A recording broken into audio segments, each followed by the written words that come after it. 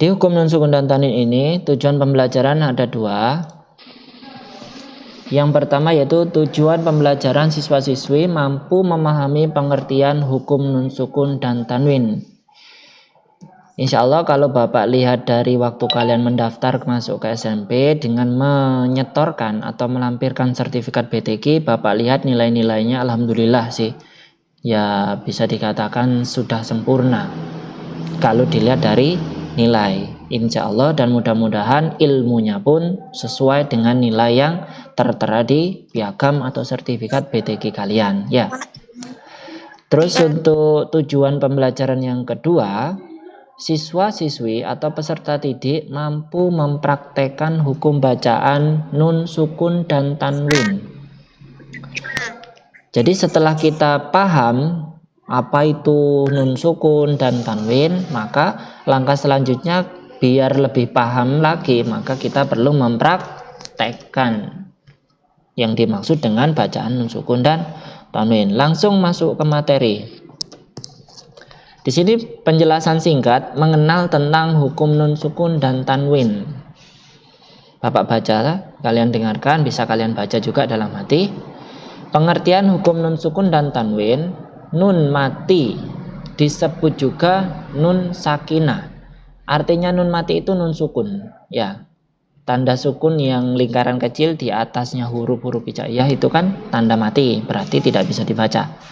Nun mati disebut juga nun sakinah, sedangkan yang dimaksud dengan nun mati adalah nun yang tidak berbaris, berarti dia berdiri sendiri dan tidak berharokat hidup, tapi berharokat sukun, seperti tanda nun kecil itu yang berwarna kuning.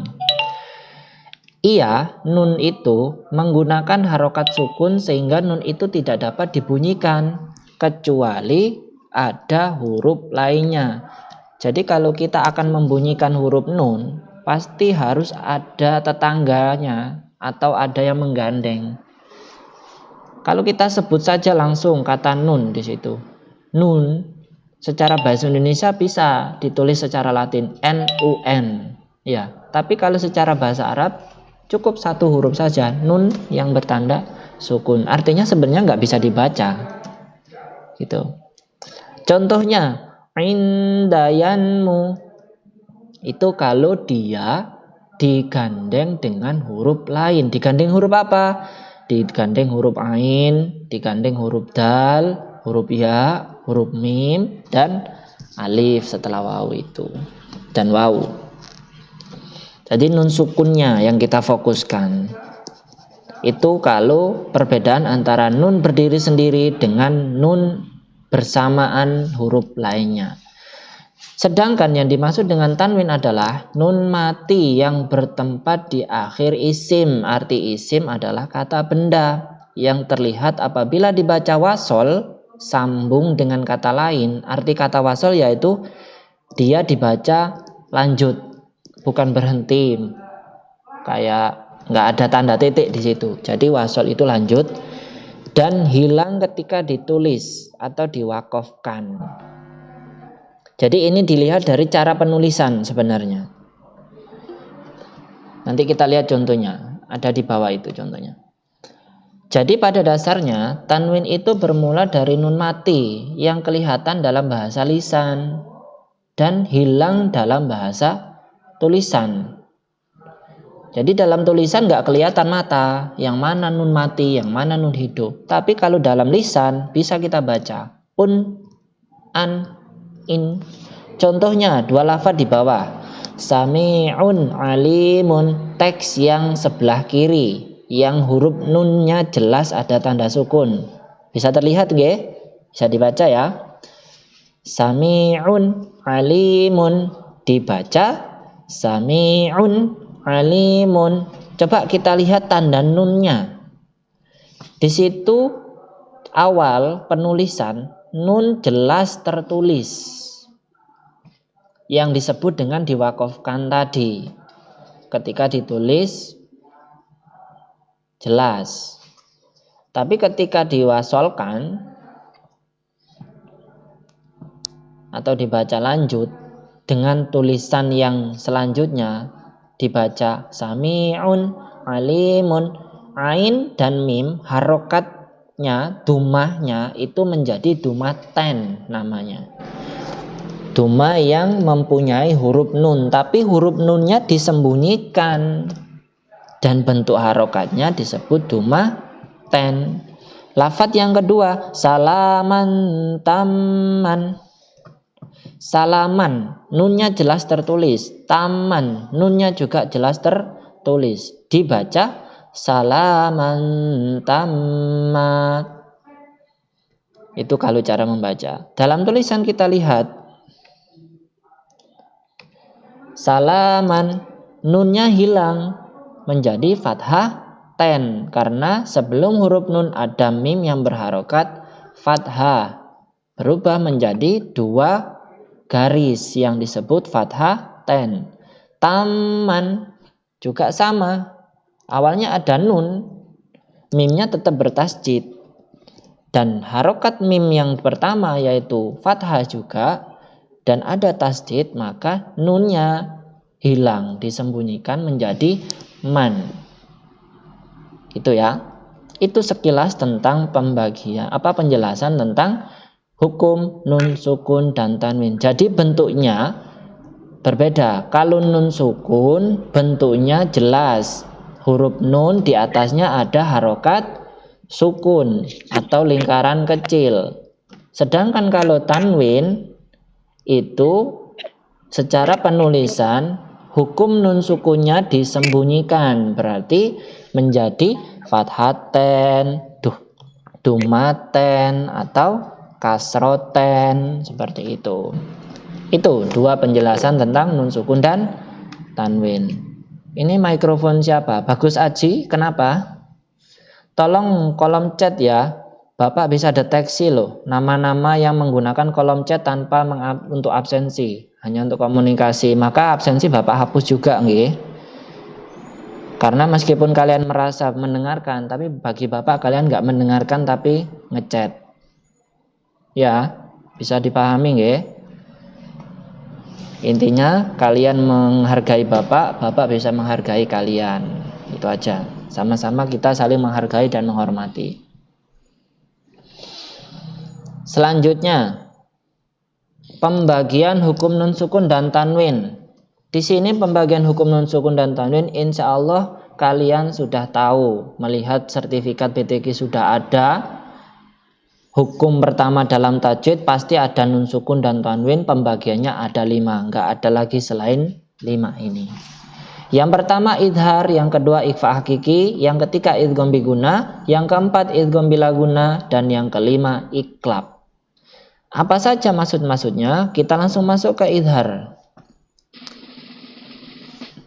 Idhar secara arti bahasanya, kata idharnya saja yaitu jelas atau terang.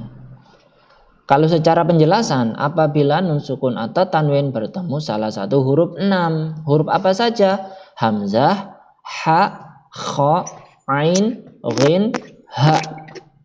Nah, jadi hanya 6 huruf ini saja yang termasuk idhar. Ini wajib kamu hafalkan. Seharusnya ada tugas untuk menghafal. Cuman karena kondisi sekarang kita belum bisa untuk setor hafalan. Semoga bisa bertemu di sekolah, bisa masuk normal baru kita akan hafalan. Cara membaca idhar itu harus jelas, terang dan pendek. Bunyi suaranya tetap jelas, tidak samar dan tidak mendengung. Jadi hukum nunnya, bacaan nunnya itu jelas, nggak boleh dengung. Panjangnya berapa? Panjang bacanya adalah 1 harokat, 1 alif. Ya. Contohnya di teks bawah. Walahum adabun azim, atau tughniya anhum amwaluhum tusqa min ainin aniyah. Di situ Bapak kasih tanda warna kuning. Ba berharokat dumaten bertemu ain. Nun sukun bertemu ha dan nun sukun bertemu ain. Kadimanab ini kenapa mikrofonnya? Kamu mendengarkan apa tidak?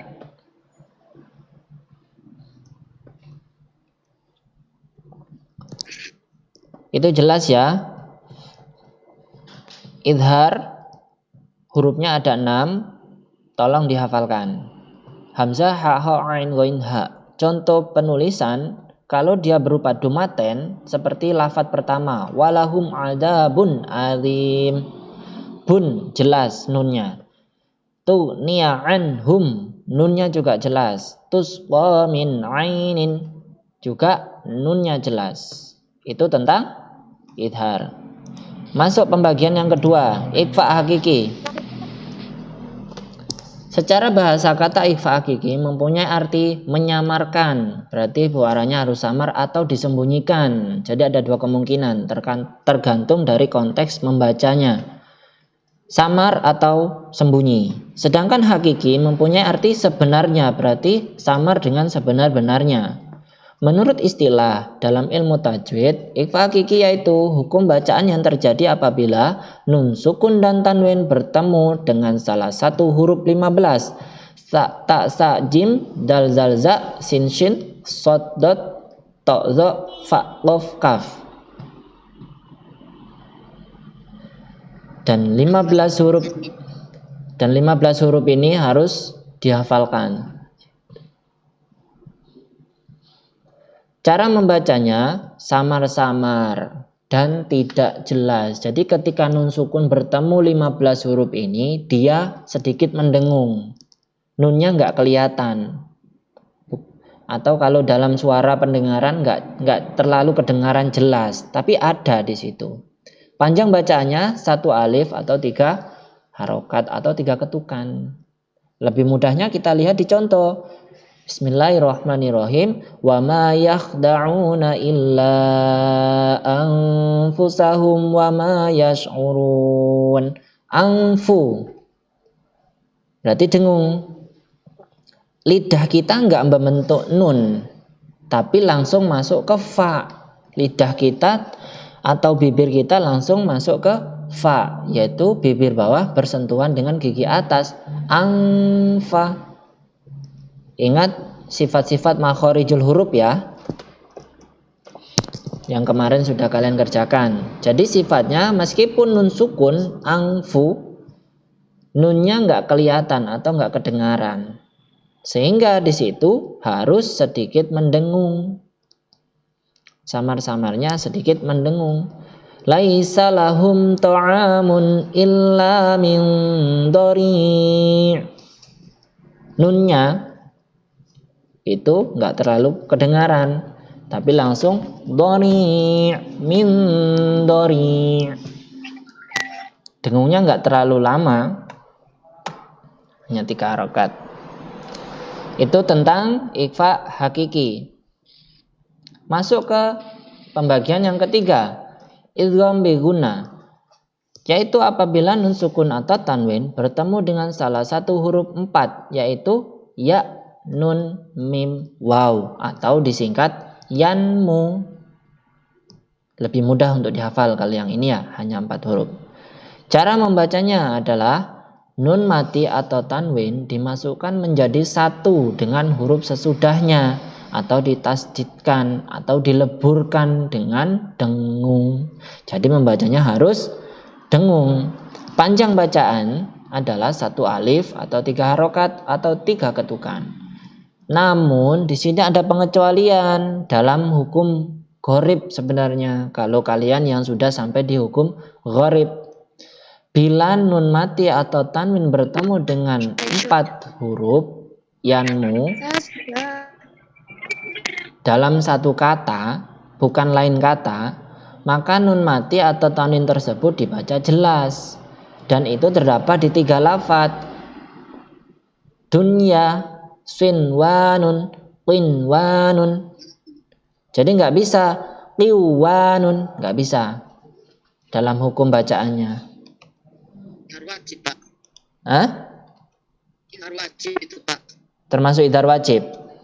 Iya. Ya, bisa termasuk idhar wajib. Jadi hanya pengecualian ya.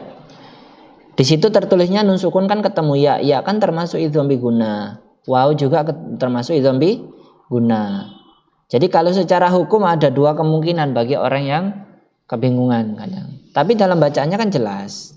Sebut salah satu temanmu tadi bilangnya idzat wajib. Dunya sinwanun qinwanun. Seperti itu. Cuman yang kita fokuskan di sini pengertian yang atas, bukan yang pengecualian. Oke. Contoh pada lafadznya min nafsin wahidatin wa khalaq. Sin berharokat kasroten bertemu wawu atau tak marbuto ketemu wawu yang berharokat kasroten juga, dan dia langsung dengung, dimasukkan langsung ke huruf wawu atau huruf yang di depannya. Itu yang pembagian ketiga. Masuk pembagian keempat, idgham bila guna. Idgham bila guna berarti masuk tanpa dengung, nggak boleh didengung berarti. Menurut ilmu tajwid, idgham bila guna adalah apabila ada nun sukun dan tanwin bertemu dengan salah satu huruf lam dan ro, hanya dua huruf saja. Cara membacanya dengan memasukkan nun mati atau tanwin tanpa didengung, nggak boleh didengung. Jadi kalau nun atau tanwin bertemu dengan lam ro, kita nggak boleh dengung. Contohnya marroka alam yada'una. Kenapa kok sedikit ada lama di situ? Karena lamnya bertasdid. Marroka alam yada'una. Tapi nunnya nggak kedengeran. Meskipun dalam tulisan ada huruf nun, tapi secara lisan nggak kedengeran. Itu satu contoh tentang idgham bila guna. Yang jelas hurufnya dulu harus hafal. Masuk ke yang kelima, iklab. Kata iklab secara bahasa adalah mempunyai arti membalik atau menukar.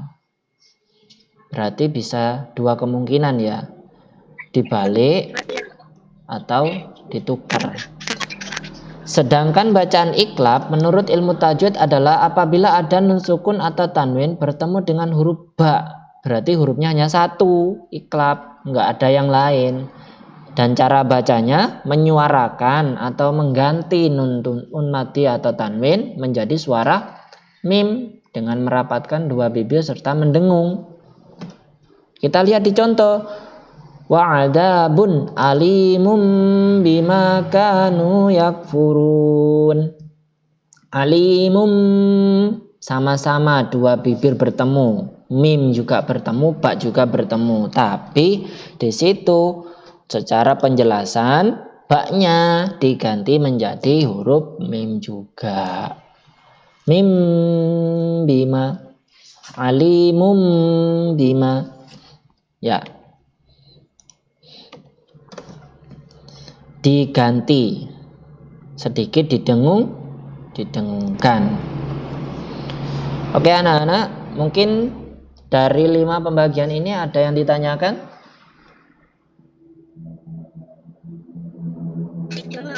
Tidak ya? Kalau tidak, ya silakan kalau mau tanya. Nggak ada?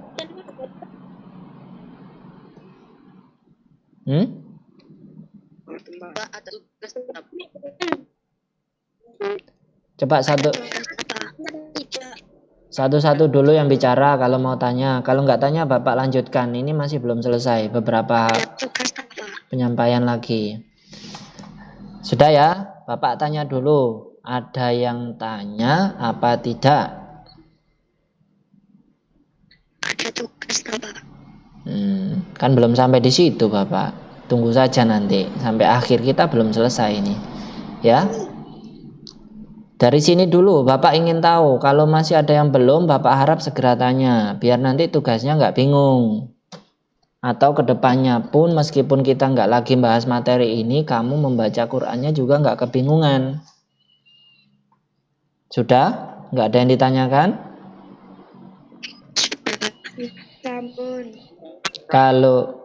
Kalau nggak ada, Bapak lanjut. Lanjut nggih? Oke, di sini Bapak mempunyai 5 soal. Tolong kalian jawab bersama-sama. Ya, soal pertama. Lafadz di samping min hakimin adalah hukum bacaan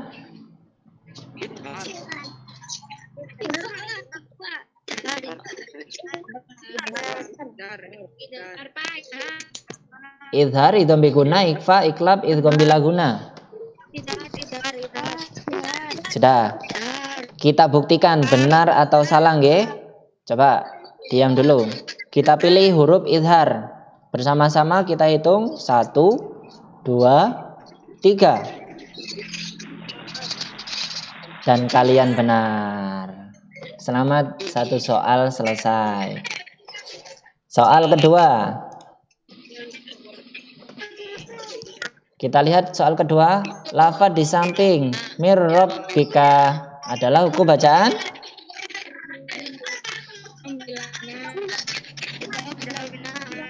idgham bila guna. Kita lihat ya, kita buka ya.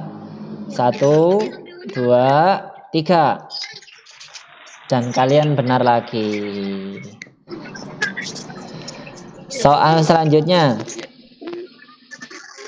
Soal yang ketiga. Lafadz di samping waman tawalla adalah hukum bacaan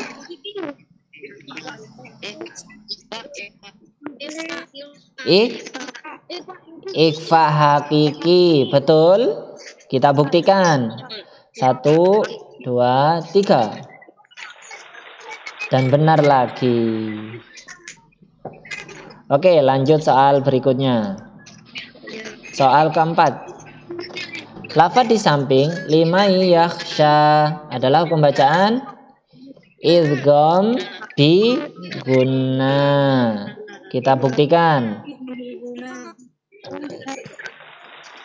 Ya, kalian betul lagi. Soal terakhir. Lafadz di samping sami'un basirun adalah hukum bacaan iklab. Oke, kita buktikan. 1, 2, 3. Betul lagi. Selamat ya, berarti kalian dalam ujian latihan soal 5 sudah semuanya paham. Sehingga untuk materi ini Bapak rasa sudah sangat paham. Dan untuk tugasnya Bapak minta kalian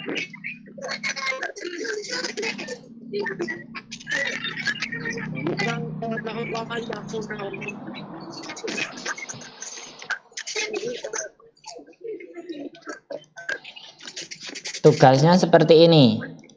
Silakan dilihat di slide-nya. Muncul di slide kalian?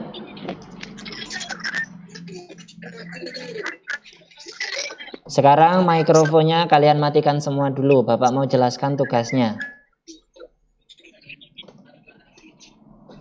Halo? Mikrofon yang masih aktif? Kadi, Virus, Bagus, Marta, Ahmad Effendi, mohon mikrofon dimatikan dulu. Sudah? Terima kasih. Sudah nggih? Nah, dari 5 soal yang sudah Bapak berikan, alhamdulillah ternyata semuanya sudah paham. Kalau dilihat dari jawaban kalian dan nilainya 100. Dan untuk tugasnya dalam mapel bab kedua ini, mapel BTQ bab kedua, kalian di buku tulis buat tabel seperti yang tampil di layar HP kalian. Karena dalam pembagian hukum nun sukun dan tanwin ada 5, jadi buatlah setiap hukum 3 tabel ke bawah dan 3 tabel menyamping. 3 tabel menyamping, bunyi ayatnya silakan ditulis tangan, nama bacaannya dia termasuk bacaan apa, alasannya apa. Contohnya di bacaan idhar, yauma idzin khosyi'ah. Di situ nama bacaannya apa? Idhar. Alasannya nun tanwin yang berharokat kasroten bertemu dengan kho. Nah, seperti itu, paham nggih? Jadi untuk yang lain, pokoknya setiap hukum bacaan kamu buat 3 tabel. Jangan terlalu mepet, kamu kasih spasi yang di bawah. Misalkan hukum bacaan idhar 3 tabel. Terus kamu kasih jarak 2 garis buku tulis itu atau berapa, pokoknya biar nggak terlalu gandeng. Buat lagi hukum di bawahnya sampai hukum yang ke-5. Ya, sampai hukum yang ke-5. Mana yang ke-5? Tugas ini silakan kamu kerjakan dan terakhir sekarang hari apa? Hari Kamis. Terakhir hari Sabtu. Ya. Nah, terakhir hari Sabtu jam 12 malam. Terakhir hari Sabtu jam 12 malam. Jadi tolong untuk kalian dikirim buku. ya, pengumpulannya dikirim ke Google Classroom seperti pada tugas-tugas sebelumnya, sama persis. Untuk materi ini pun akan Bapak kirim di Classroom, di menu materi. Jadi bagi kalian yang belum paham atau ingin tahu lagi, silakan dibuka di menu materi. Untuk tugas, Bapak akan kasih di menu tugas. Sistemnya sama, buat di buku tulis BTQ-mu secara lengkap, entah 1 lembar atau 2 lembar sesuai tulisanmu, mau besar-besar boleh. Yang jelas ketika Bapak lihat fotonya, jelas bisa dibaca. Hanya itu permintaan Bapak. Dan terakhir dikumpulkan hari Sabtu besok, mulai hari ini. Jadi kalau hari ini kalian sudah nggak ada tugas atau ada tugas lain, silakan dikerjakan. Atau mana tugas yang lebih mudah dari semua mapel, boleh dikerjakan yang lebih mudah dulu, entah BTQ atau mapel lainnya. Segera dikirim untuk tugas yang BTQ ini hari Sabtu. Itu aja tugasnya, hanya 1. Yang jelas 5 hukum kamu buat 3 tabel setiap hukumnya. Tulisannya jelas, jangan ada kotoran atau tipekan, tulisan salah ditipek, tulisan salah ditipek. Jadi harus bersih. Nggih. Harus bersih. Itu aja tugas